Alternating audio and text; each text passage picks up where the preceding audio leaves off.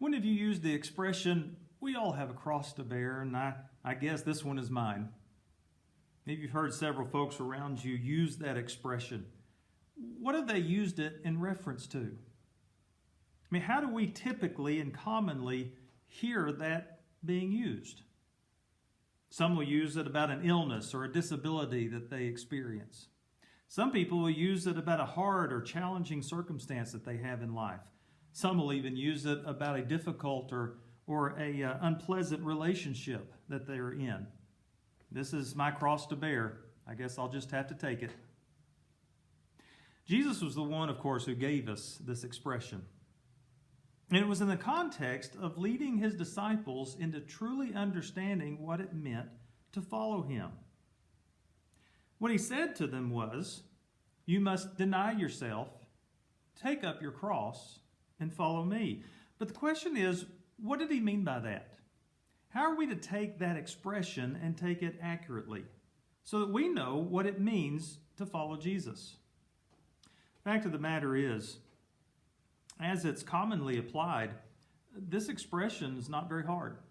I mean, we can apply it to just about anything that I want to, sometimes in jest, sometimes seriously, and just take it as, this is my lot in life, I guess I'll just have to put up with it. But when we understand it the way that Jesus intended, it becomes the hard statement of Scripture, I believe. Because what Jesus says here calls us to take into consideration what it really means to follow him the way that he wants. We're going to go to Matthew chapter 16. Matthew 16 starts out with a couple of exchanges that Jesus has with some individuals. It starts out with some Pharisees and Sadducees who come to Jesus and demand that he show them a sign. They want to know why he or how he believes he has authority to do and to teach the things that he does and the things that he talks about. And of course, Jesus isn't going to play the game with them.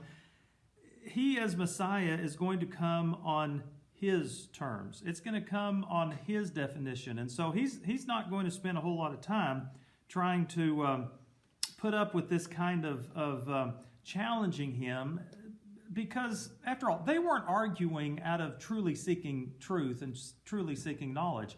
They were arguing in order to support their presuppositions about him and who the Messiah would be. And that was not something that Jesus was willing to do.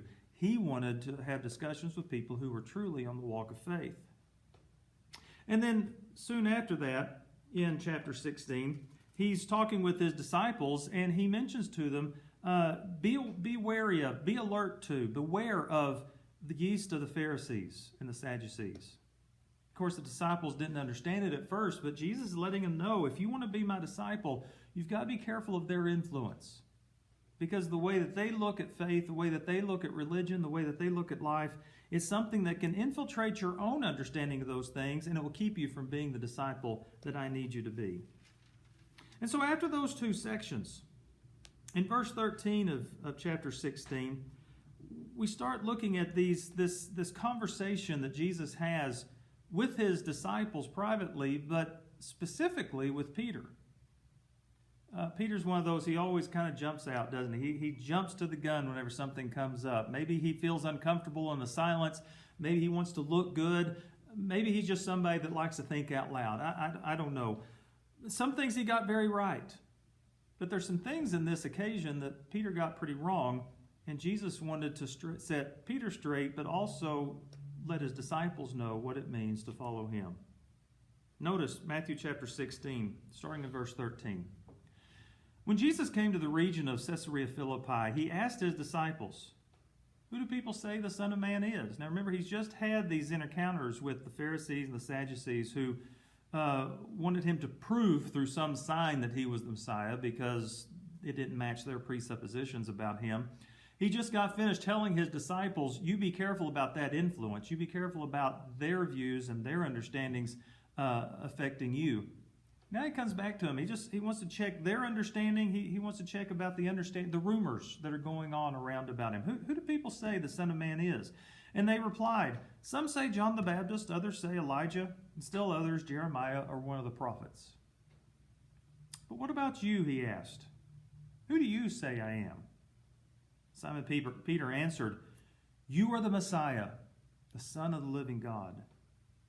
Jesus replied, "Blessed are you, Simon, son of Jonah, for this was not revealed to you by flesh and blood, but by my Father in heaven.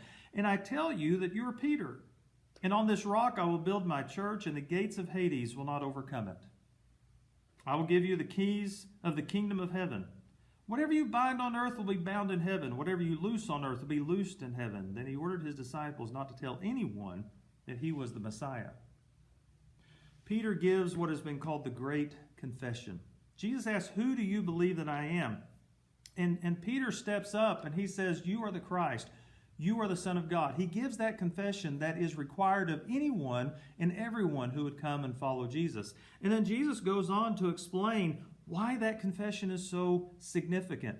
It's going to be that confession that the church will be built, that the kingdom of God will advance, that the gates of Hades will not be able to overcome the kingdom of God. It's all based on Jesus Christ, the Messiah and the Son of God.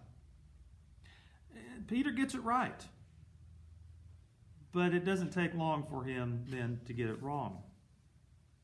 From that time on, Jesus began to explain to his disciples that he must go to Jerusalem and suffer many things at the hands of the elders, the chief priests, and the teachers of the law, and then he must be killed and on the third day be raised to life. After talking about the great confession, then Jesus describes for them the great mission. What was his purpose? What was his role as Messiah? Peter didn't understand everything he said in his confession. The disciples, they didn't understand what it meant for Jesus to be the Messiah. They had come to a point where they had come to that understanding. They had come to that conclusion. But more than likely, their understanding was nowhere near what Jesus's was. And so Jesus begins, it says in Matthew's gospel, it says, from that time on, Jesus began to explain. He is the Messiah. The disciples had come to understand that, but Jesus wanted to explain to them what that meant, what the mission of the Messiah was. And it's threefold, he says, that he must go to Jerusalem and suffer, he must be put to death, and he must be raised to life. That was that mission that Jesus had in coming. And it must have been so unusual, so hard to understand. Jesus is talking about the Jewish leaders, those who anticipated the coming of the Messiah more than anyone else. They were going to be the ones that were going to cause the Messiah to suffer. They were the ones that were going to cause the Messiah to be put to death. And so when Jesus describes the great mission, then comes what I'm calling the great diversion. Notice Peter jumps up again, verse 22. Peter took him aside and began to rebuke him. "Never, Lord," he said. "This shall never happen to you." Can you imagine? Peter even uses the word Lord. He's just confessed that Jesus is the Messiah, that he's the Son of God. And then Peter takes it upon himself to pull Jesus aside and say, "Hey, Jesus, come here just a minute. You're wrong." And even Matthew uses the word, he rebukes Jesus. Imagine that. This will never happen to you. The disciples had in their mind of this Messiah that was going to come and reign on the earth. They understood themselves as his closest followers to be those that were going to be able to reign under him and have positions of authority in this new kingdom. It was unthinkable to Peter and the other disciples that the Messiah would come, that he would suffer and he would die. He'd be raised to life? None of this made sense. And it certainly didn't make sense. And if you wanted to move ahead in success and in life and the goals and ambitions that the Messiah surely would have had he come in the flesh here on the earth. Jesus' response is pretty quick, pretty direct. Jesus turned and said to Peter, "Get behind me, Satan. You're a stumbling block to me, and you do not have in mind the concerns of God, but merely human concerns." There was Peter's real problem, wasn't it? You do not have in mind the concerns of God, but merely human concerns. Peter was looking at the mission only from a human perspective. This was his expectation. This was a human expectation for the Messiah. When you looked at God's concerns and God's expectations, the mission was much different. And so Jesus looks at him and says, "Get behind me, Satan." If you were to take it more literally, it would be, "Get behind me, you adversary. You are opposed to me at this point. You become a temptation to me." It's the same temptation that Satan used when he came to Jesus in Matthew chapter 4. And he said, "Jesus, all you got to do is bow down before me and worship me, and all these kingdoms will be yours. You don't have to worry about suffering. You don't have to worry about dying. I'll give you these kingdoms if you'll just bow down to me and do things my way." It was the same thing that Peter was using against Jesus here. And Jesus says, "Get behind me. This is too much of a temptation for me. You're being my adversary. You're being an obstacle to my mission that I have come to fulfill in obedience to God my Father." He got it wrong. Peter got it wrong because he was looking at things the human way. Now don't miss that. Because what Jesus says next is going to be very significant, very hard to understand, unless we understand that we've got to look at it through the eyes of God and not through the eyes of people. He went from the great confession to the great mission, the great diversion, and then he explains the great co-mission, the mission that he's calling his disciples to do with him. Jesus said to his disciples, "Whoever wants to be my disciple must deny themselves and take up their cross and follow me." You know, there was a time in this country and most places around the world that when capital punishment was a penalty that was given to someone, it wasn't carried out in some private room in some big building behind walls where nobody participated in it. It was carried out publicly.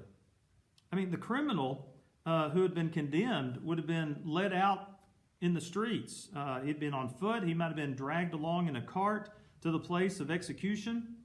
The crowds would have gathered. They would have watched this grim procession, and they knew what was at the end of the road.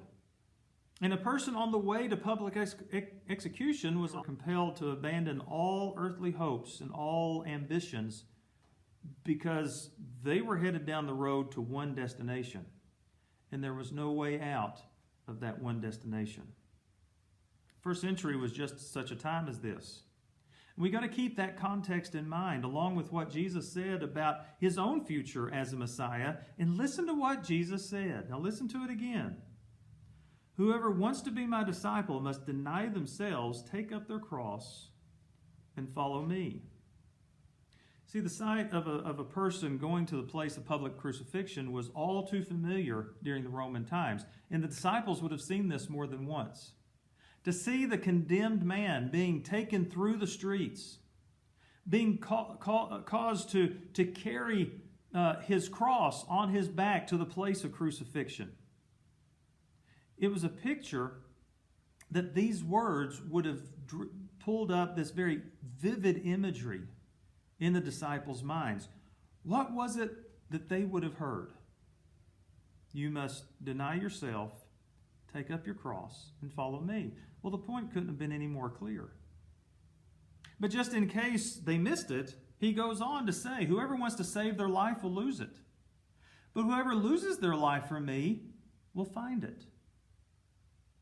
What good will it be for someone to gain the whole world yet forfeit their soul? Or what can anyone give in exchange for their soul? For the Son of Man is going to come in his Father's glory with his angels, and then he will reward each person according to what they have done. What was Jesus saying? Well, he starts with the words, "Deny yourself." You know, for a lot of us, we're tempted to take God's gifts and put them in place of God himself. We begin to desire the gifts, and the giver takes a second place. We sometimes get to the place where we enjoy the gifts over the giver.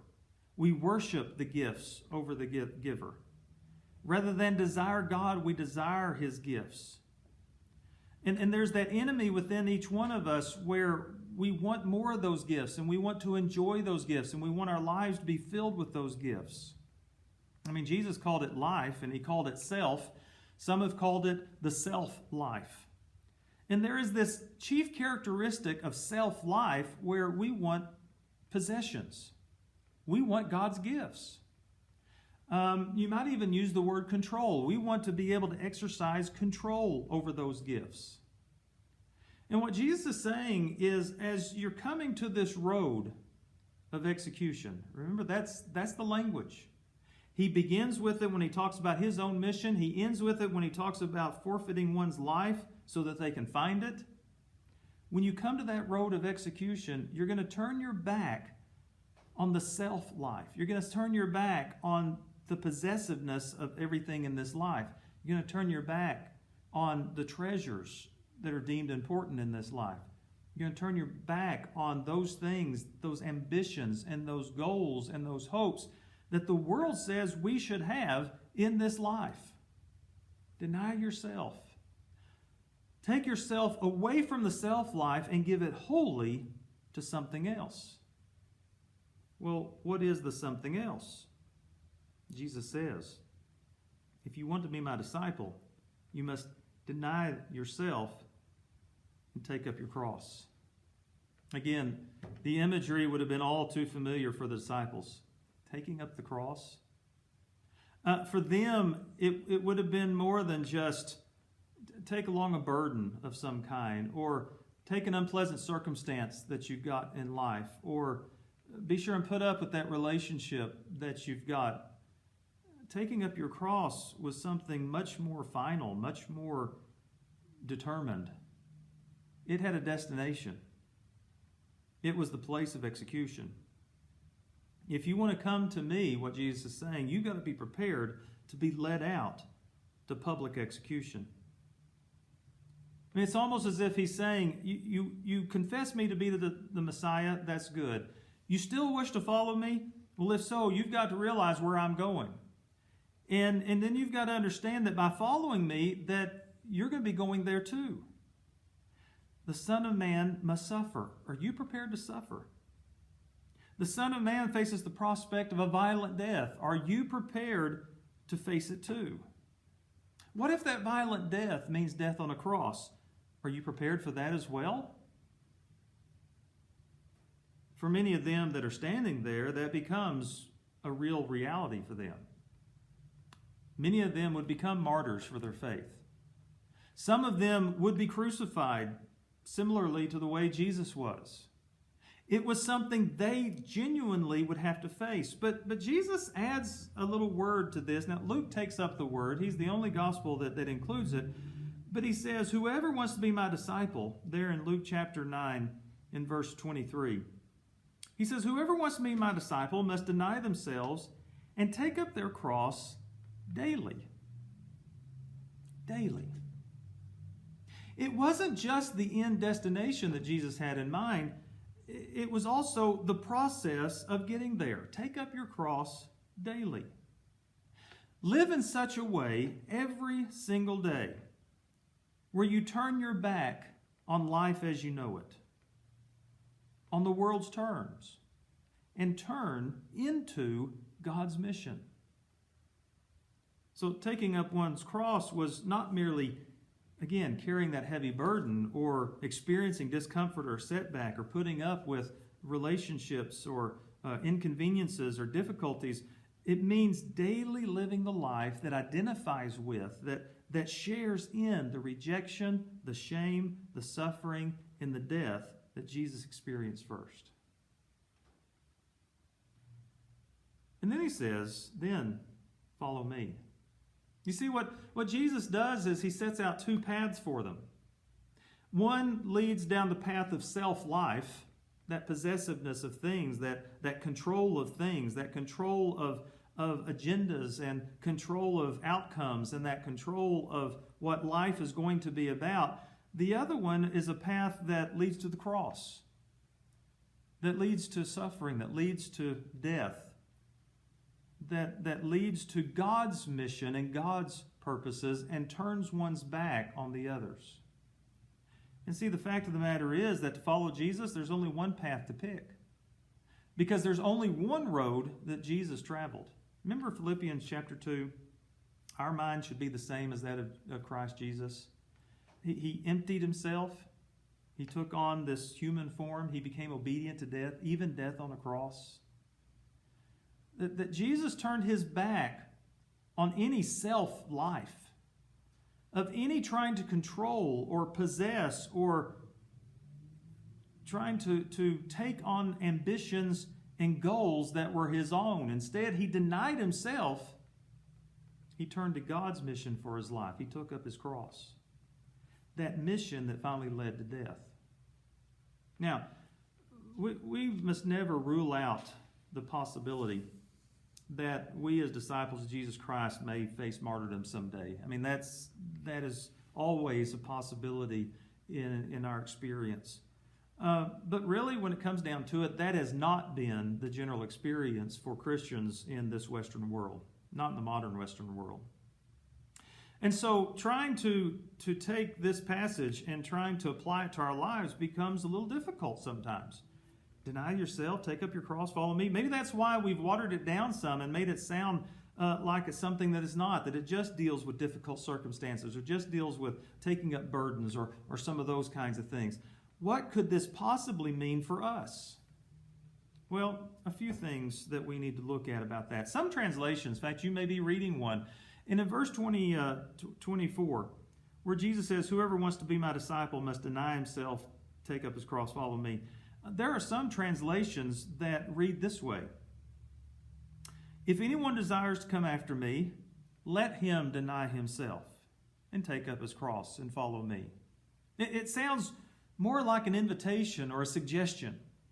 I mean, if you really want to follow me well, let him deny himself, take up his cross, follow me. That'd be a really good idea for you to do, to do in your life. But the original in the Greek is much more imperative. It's much more of a command. You must do this. In fact, the more modern translations are much better about this. Whoever wants to be my disciple must do this. This is something that is imperative. If you don't do this, you're not on the same path with Jesus. You are not walking along with Jesus. You're walking someplace else. So reflect on what it would mean to deny self daily and to take up one's cross. What would that look like? What would that mean for our lives? What would that mean for holding on to things that I want to control?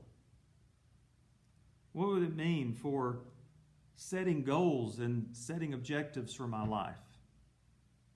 Well, let me suggest a few things. Denying self-life means turning my back on human standards for success or on the good life, however that is defined, and instead taking up the cross of God's standards for real life, that abundant life. Denying self means turning my back on human ideas about what pleases or glorifies God, on those things that I decide makes God happy. And instead taking up the cross that truly brings a smile to God's face and represents Him well to others. Denying self-life means everything in life, whether it's perceived good or bad, success or failure, perceived as pleasurable or unpleasurable, that everything in life is viewed as an opportunity to bring glory and praise to God, whatever the circumstances. Denying self-life views possessions as a way to bring glory and praise to God, rather than as a substitute for the giver, and rather than as a means to preserve and glorify myself. They are not there just to serve me. They are not there just for me to accumulate. They are there to actually bring God glory, to be used for His praise, to be used for His purposes. Yes, even to be used for His mission, which may lead to a cross. Denying self, denying the self-life, it revisions what trials and difficulties and challenges are. That they're a way to bring glory and praise to God rather than as circumstances that I need to be avoiding at all costs. That those challenges and those trials and those difficulties become opportunities to demonstrate God's goodness in my life and how God strengthens me in those things rather than as a reason for thinking that God doesn't love me, for looking at life as something that's not worth living, they become a reason for praising God. Denying self-life means that ultimately my reputation is unimportant. Now listen carefully.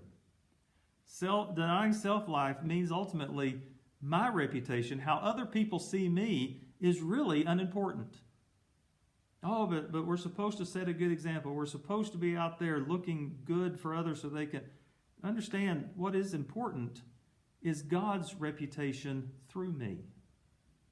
If people misunderstand that and I get a bad reputation as a result, as long as God's reputation through me is accurate, that's what matters.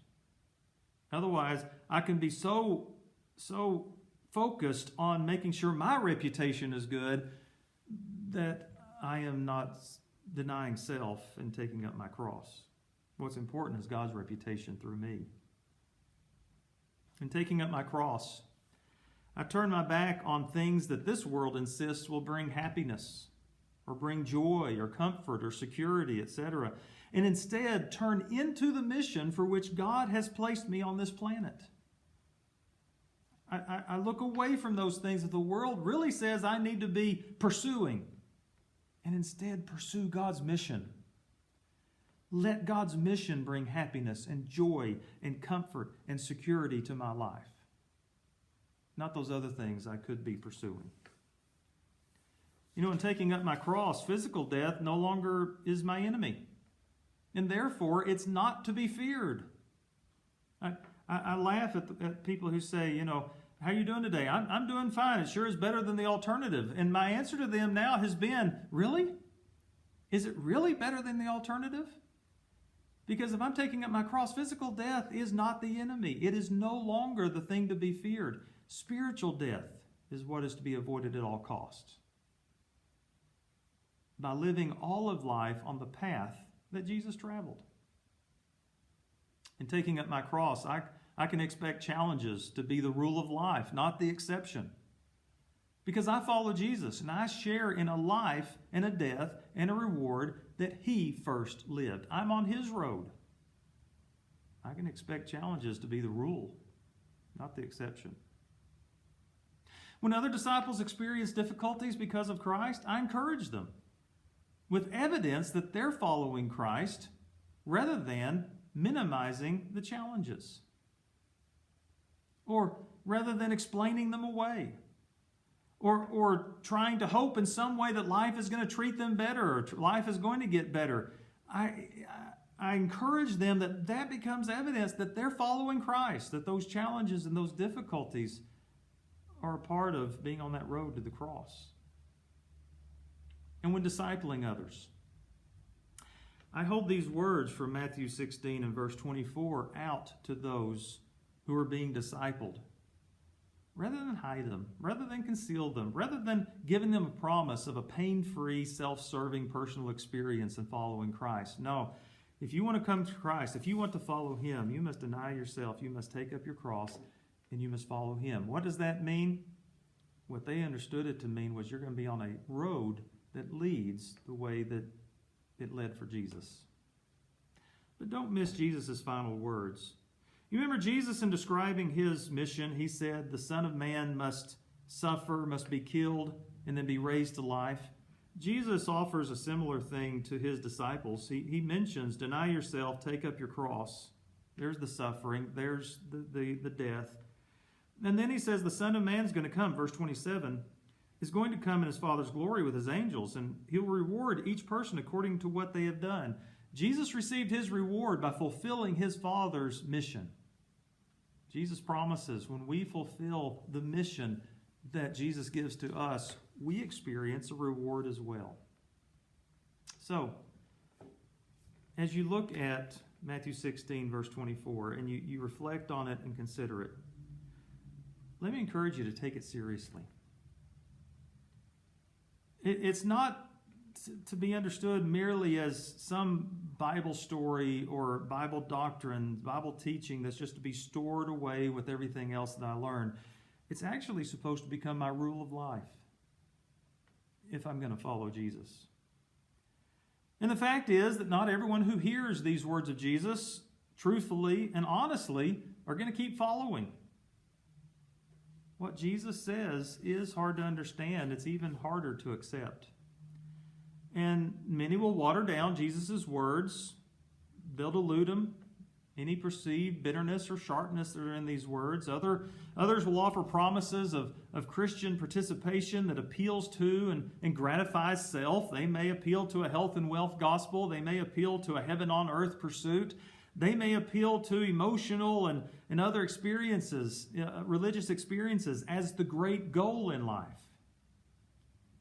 But what Jesus says, if I'm going to take it seriously, is that I'm going to have to deny myself. I'm going to have to turn my back on the things that this world says makes life matter.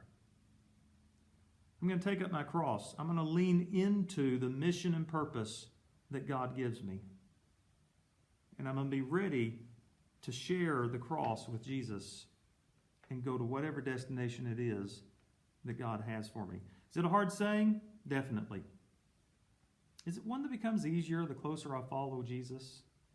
Absolutely. Because He's my companion, He's my guide, He is the one who did it first.